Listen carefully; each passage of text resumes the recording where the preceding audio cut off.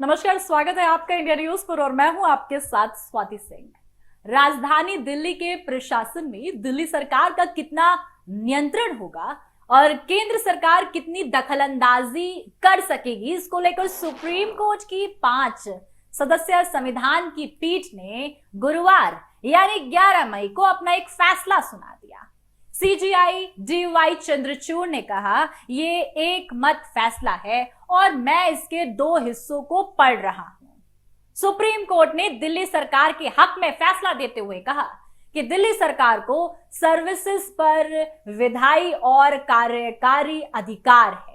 ये वही शक्तियां हैं जो दिल्ली सरकार को मिली हुई हैं। हालांकि राजधानी दिल्ली दूसरे केंद्र शासित प्रदेशों से अलग है, इसलिए इसमें कुछ हिस्सों जैसे पुलिस, कानून व्यवस्था और भूमि को छोड़कर बाकी सभी चीजों पर विधानसभा का अधिकार होना चाहिए। इस फैसले की बड़ी बातें कुछ हैं, वो आपको बताते चलते हैं। आपको बता दें कि संविधान पीठ ने अपना फैसला पढ़ते हुए कहा कि हमारे सामने समिति मुद्दा ये है और वो सीमित मुद्दा है कि हम केंद्र और दिल्ली सरकार के एग्जीक्यूटिव शक्तियों की समीक्षा करें।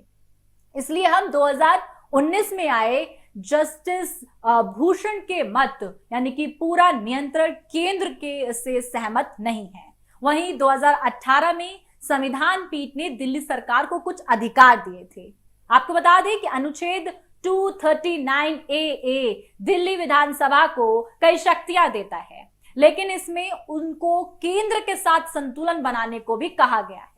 संसद को भी दिल्ली के कुछ मामलों में शक्तियां हासिल हैं। हालांकि 239AA पुलिस, कानून व्यवस्था और भूमि से जुड़ी शक्तियां दिल्ली विधानसभा को नहीं देता।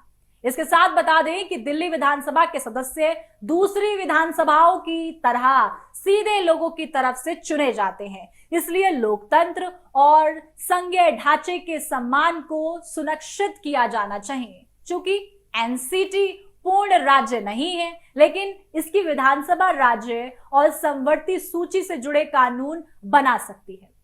इसके साथ सुप्रीम कोर्ट ने दिल्ली के एलजी को उनकी शक्तियों के बारे में उनको जानकारी देते हुए कहा कि समवर्ती सूची के कुछ नियमों पर केंद्र का नियंत्रण इस तरह नहीं हो सकता कि राज्य का कामकाज प्रभावित हो। उपराज्यपाल की कार्यकारी शक्ति उन मामलों पर निर्भर करती है जो विधानसभा के दायरे में नहीं आते। साथ साथ लोकतंत्र में चुनी हुई सरकार को शक्ति मिलनी चाहिए। अगर राज्य सरकार को उनकी सेवा में नियुक्त अधिकारी का पर नियंत्रण नहीं होगा तो ये ठीक बात नहीं है। कोई भी अधिकारी सरकार की बात नहीं सुनेगा। आदर्श स्थिति यही होगी कि दिल्ली सरकार को उनके अधिकारों पर उनको पूरा नियंत्रण मिलेगा। इसमें वह बातें मौजूद नहीं है जिन पर विधानसभा को अधिकार नहीं है। ऐसे में कोर्ट ने तमाम तरीके की बातें कही, जो एक एक बात आपको बताई गई। ऐसे में क्या कुछ इस पर असर पड़ता है, राजनेताओं की क्या टिप्पणी आती है, क्या कुछ इस पर लेकर बवाल होता है। तमाम अपडेट के लिए आप हमारे साथ बने रहें और देखते रहें इंडिया न्यूज। धन्यवाद।